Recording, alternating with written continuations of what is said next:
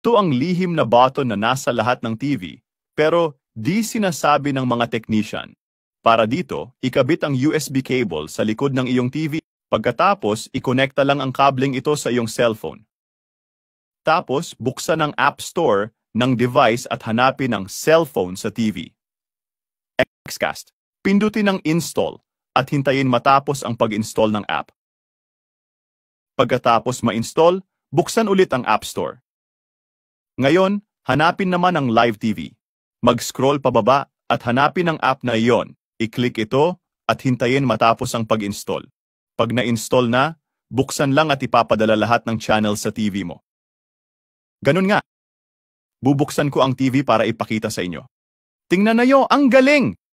Makikita niyo, lahat ng channels ay naka-unlock at gumagana ng maayos. Tiyak na makakatulong to sa mga di kayang magbayad ng cable TV.